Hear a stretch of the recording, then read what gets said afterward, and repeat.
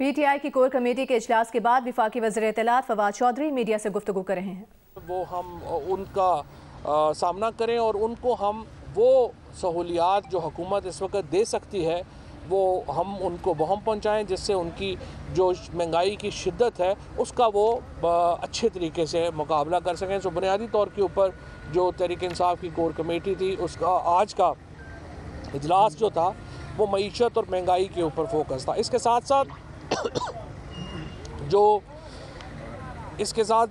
Local government elections हैं, ख़ुसूसन खैबर पख्तूनख्वा में, उनके ऊपर बहस रही। और ये जो अभी फ़ैसला आया है हाई कोर्ट का, जिसके नतीजे में एक वहाँ पर सूरत हाल पैदा हुई है कि अब वो कह रहे हैं कि जमाती इलेक्शन कराएं। कानून कहता है कि जो यूनियन कौंसिल की सतह के इलेक्शन हैं वो गैर जमाती होने हैं। उसके ऊपर खैबर पख्तूनख्वा की हुकूमत ने अदालत को पटिशन की है और हम अपील करते हैं सुप्रीम कोर्ट से कि वो फ़ैसला जल्द करे ताकि इसके ऊपर हम आगे बढ़ सकें।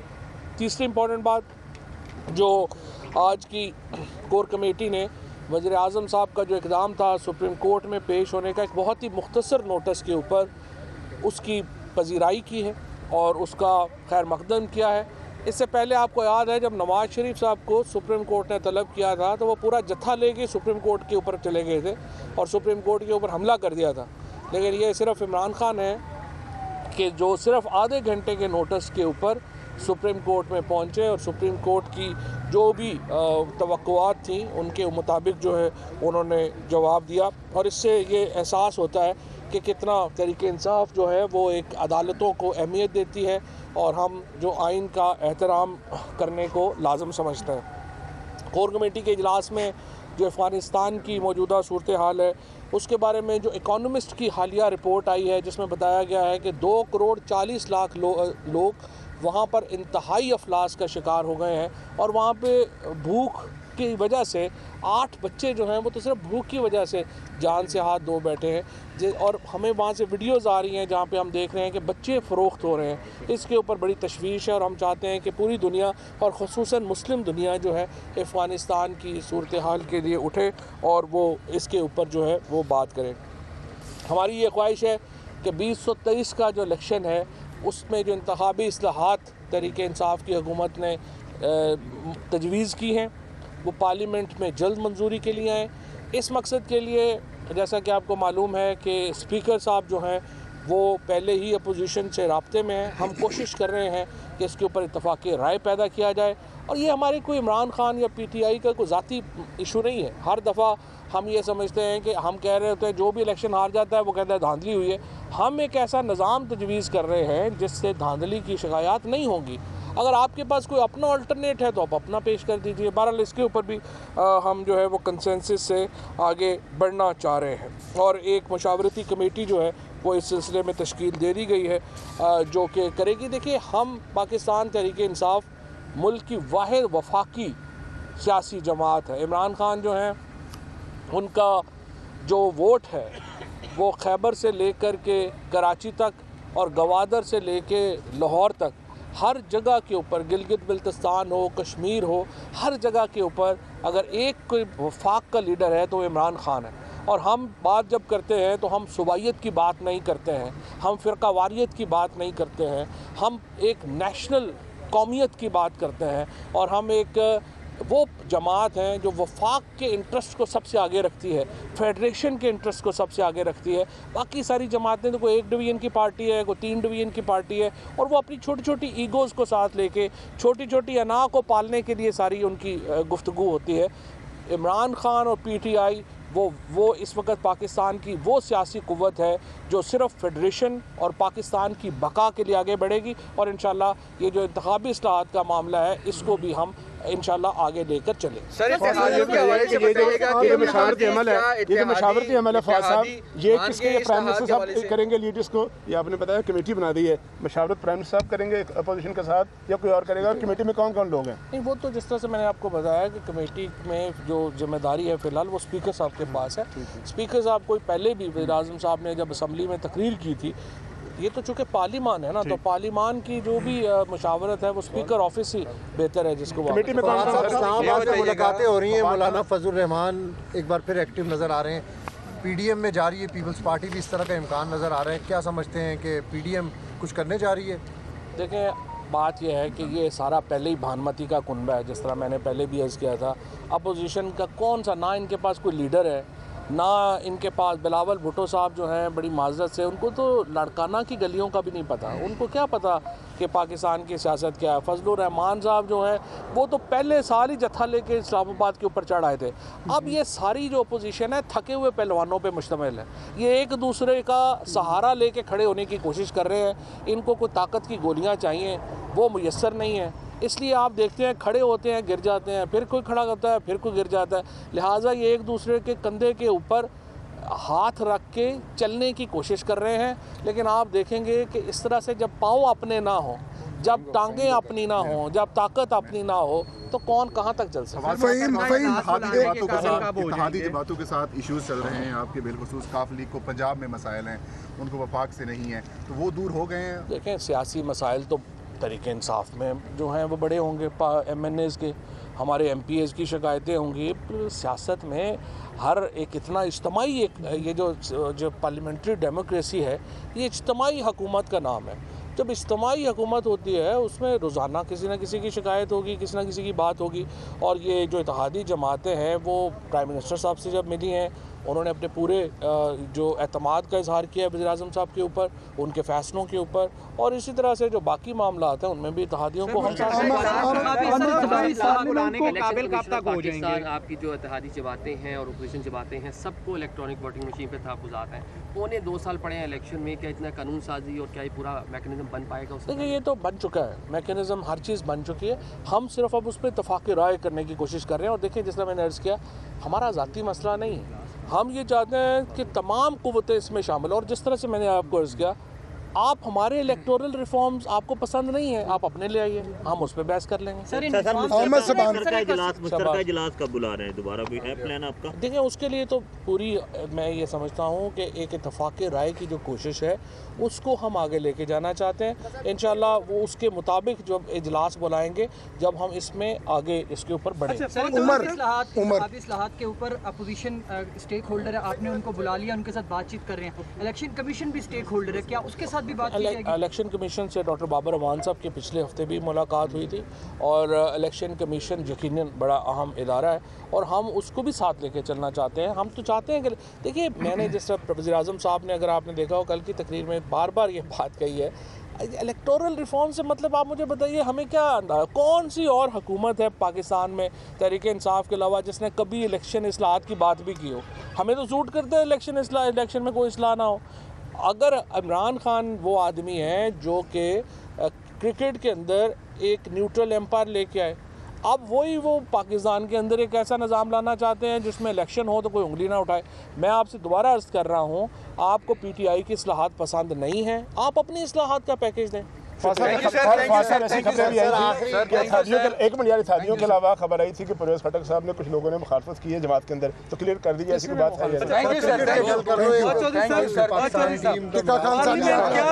टिक्का खानी को अपोजिशन से कोई खतरा है? ये इतलात खबरें चल रही हैं कि शायद GDA मिलके जो है यार इस पोजीशन में सर क्रिकेट सर टीम कल सेमीफाइनल में आ रही है, हमारा बड़ा हम होप कर रहे थे कि अभी वज़ीर-ए-आज़म साहब भी यही बात कर रहे थे कि जो टीम है जिस तरह से वो खेले हैं उसको अप्रिशिएट करें। बाकी कभी किसी का अच्छा दिन होता है, कभी किसी का बुरा दिन होता है, तो कोई बात नहीं है। हमें अपनी हमारी टीम के ऊपर फ़ख्र है और पूरी कौम जो है वो पाकिस्तान क्रिकेट टीम के पीछे खड़ी है। Thank you. विफाकी वज़ीर इत्तलात फवाद चौधरी कोर कमेटी इजलास के बाद मीडिया से गुफ्तगू कर रहे थे। गैस है या डॉक्टर का तजवीज़ करदा नुस्खा दवा जो सुबह, नाश्ते, दोपहर और रात के खाने के वक्त पर ही मिलेगी? सर्दियों में गैस 24 घंटे मिलने की कोई गारंटी नहीं। सेनेट इजलास में गैस फराहमी पर हुकूमती और अपोजिशन बेंचेस में दिलचस्प डायलॉग। सवाल हुआ कि क्या अंडा फ्राई हो जाएगा? हमाद अजहर ने कहा हाँ हो जाएगा। विफाकी वजीर ने ऐवान को बताया कि गैस सप्लाई को नाश्ते, दोपहर के खाने और रात के खाने के वक्त यकीनी बनाया जाएगा। गैस बुरहान का LNG से ताल्लुक नहीं। नून लीग के लगाए गए LNG टर्मिनल पर 4 करोड़ रुपए यौमिया किराया देना पड़ता है। उनकी हुकूमत जो टर्मिनल लगा रही है उसमें कोई किराया नहीं देना पड़ेगा। एक ये भी बात हुई कि 3 दिन सिर्फ लोगों को गैस मिलेगी। ये खबर अगर कहीं लगी है किसी अखबार में, अभी मैंने नहीं पढ़ी, ये गलत है। तीन दफ़ा दिन में नहीं, तीन दफ़ा हफ्ते में नहीं, दिन में 3 दफ़ा हमने कहा है कि नाश्ते के टाइम, खाने के टाइम, दोपहर के और रात के खाने के टाइम हम इस मरतबा पहली मरतबा कोशिश कर रहे हैं कि हर रोज़ उसका एक बेंचमार्क होएगा, उसका एक विंडो होएगा। हर रोज़ जो है वो दिन में 3 दफ़ा जो है वो गैस जो है उसकी सप्लाई को यकीनी बनाया जाएगा। अंडा फ्राई हो जाएगा ना। घरेलू सार्फिन के लिए 3 वक्त खाना पकाने के लिए गैस फराहमी की तजवीज़ सामने आ गई है। ज़राए का बताना है कि मौसम सरमा के गैस लोड मैनेजमेंट प्लान की आइंदा हफ्ते मंजूरी दिए जाने का इम्कान है। घरेलू सेक्टर को तरजीही बुनियादों पर गैस मिलेगी। 11 नवंबर को काबीना तवानाई कमेटी के इजलास में घरेलू सार्फिन के लिए 3 वक्त खाना पकाने के लिए गैस फराहमी की तजवीज़ आई थी। घरेलू सार्फिन को सिर्फ खाना पकाने के औकात में ही गैस फराहमी की तजवीज़ पर अभी कोई फैसला नहीं हुआ। मज़ीद जानेंगे नुमाइंदा जियो न्यूज़ सैफुर रहमान से।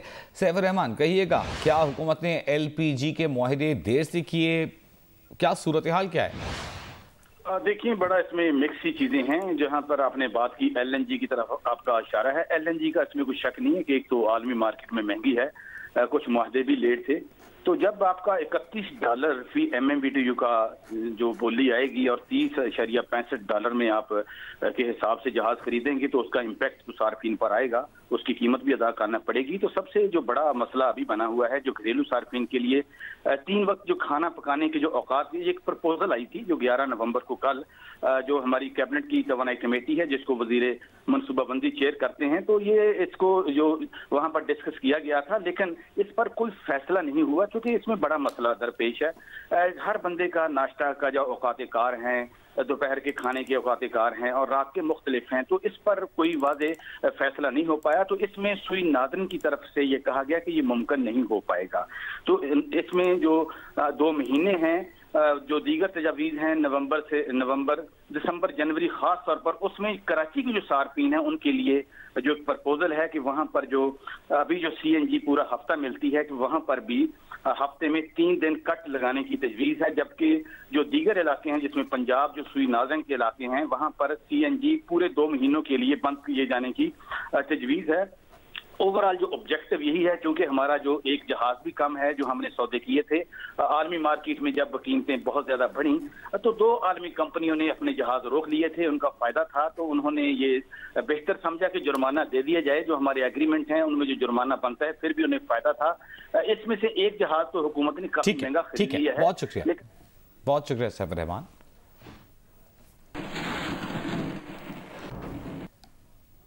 अहम खबर आपको देंगे। बिलावल भुट्टो जरदारी की मौलाना फजल रहमान से मुलाकात हुई है। दोनों एक दूसरे से गले मिले, पार्लियामेंट में हुकूमत के खिलाफ मुश्तरका जिद्दोजहद पर इत्तेफाक किया। बिलावल भुट्टो ने कहा कि मौलाना से जो ताल्लुक है वो रहेगा। PDM में वापसी की अभी कोई बात नहीं हुई।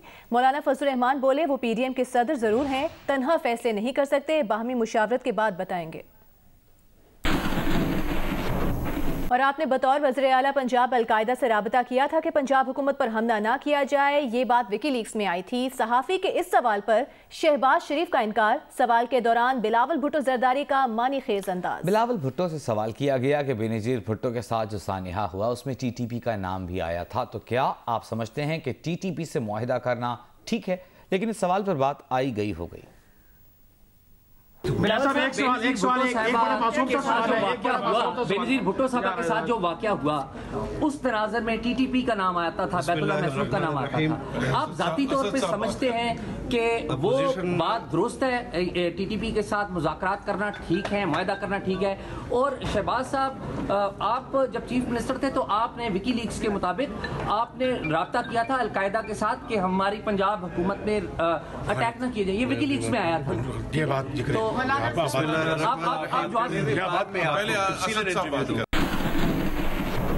नाजिम जोखियों की इब्तिदाई पोस्टमार्टम रिपोर्ट तैयार हो गई है। डॉक्टर्स ने पुलिस हुकाम को इब्तिदाई तौर पर मौत की वजह बता दी। नाजिम जोखियों के जिस्म पर जाबजा तशद्दुद के निशानात हैं। सर के पिछले हिस्से में भी चोट का निशान है। ऐसा लगता है कि नाजिम की मौत सर पर डंडा लगने से हुई।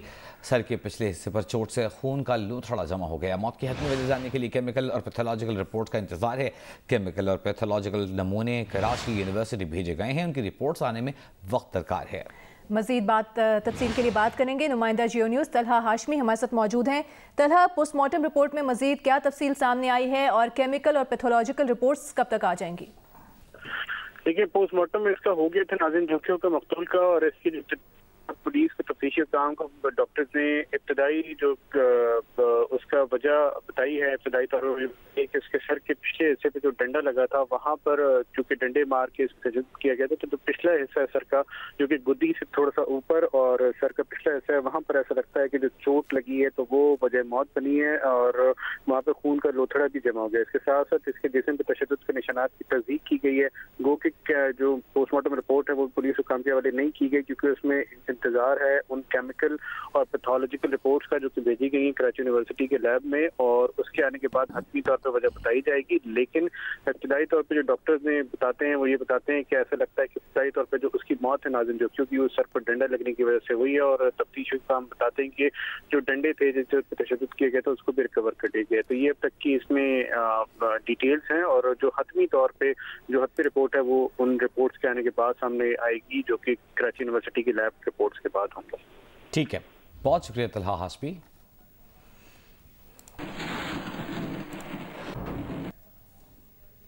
क्वेटा में एक लेडी पुलिस इंस्पेक्टर को फराइज में गफलत बरतने और मिसकॉन्डक्ट पर मुलाजमत से जबरी रिटायर कर दिया गया। डीआईजी पुलिस क्वेटा मोहम्मद अजहर अकरम के एक हुक्मनामे के मुताबिक लेडी इंस्पेक्टर शबाना इरशाद को इंक्वायरी अफसर एएसपी परिगुल की इंक्वायरी रिपोर्ट की रोशनी में मुलाजमत से रिटायरमेंट की सजा दी गई, जिसके मुताबिक लेडी इंस्पेक्टर ने एक बच्चे के कत्ल केस की तफ्तीश के दौरान इख्तियारात का नाजायज इस्तेमाल किया। डीआईजी पुलिस के मुताबिक कत्ल केस में नामजद मुलजिमा के खातून होने की वजह से केस की तफ्तीश लेडी इंस्पेक्टर के हवाले की गई थी, जिसकी तफ्तीश के दौरान रिमांड के अरसे में लेडी इंस्पेक्टर ने गैर पेशा वाराना और गैर अखलाकी रवैये का मुजाहरा किया। इस दौरान तफ्तीश मुलजिमा को बेलिबास करके डांस करने पर भी मजबूर किया गया। डीआईजी पुलिस के मुताबिक जबरी रिटायर की गई लेडी इंस्पेक्टर को ज़ाती तौर पर पेश होकर सफाई का भरपूर मौका दिया गया, ताहम वो अपने दिफा में कोई चीज़ फराहम न कर सकी। मुलजिमा पर जिन्ना टाउन के इलाके में एक बच्चे के कत्ल का इल्ज़ाम है। रिमांड मुकम्मल होने पर मुलजिमा को जेल भिजवा दिया गया था। और अब आपको बताएं कि परवेज इलाही की ज़ेरे सदारत मुस्लिम लीग क़ाफ की सेंट्रल कमेटी का इजलास कल तक के लिए मुलतवी कर दिया गया है। पंजाब हुकूमत के रवैये पर तहफ़्फ़ुज़ात से मुतालिक कल दोबारा इजलास में मुशावरत के बाद फैसला किया जाएगा। पीएमएल काफ के रहनुमा कामिल अली आगा का कहना है कि पंजाब हुकूमत के रवैये पर पार्टी की वजह से बड़ी शिकायत आ रही हैं। जब उन्हें कोई काम हो तभी राबते करते हैं, हम यूं ही कोई फैसला नहीं करेंगे। मुशावरत के बाद पार्टी मंशूर के मुताबिक फैसला किया जाएगा।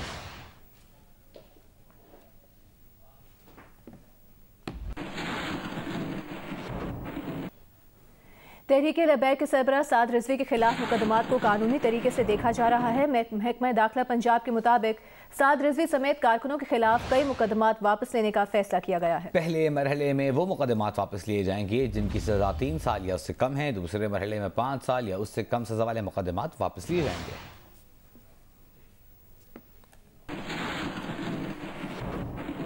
वफाकी वज़ीर असद उमर इस्लामाबाद में जलसे से खिताब कर रहे हैं।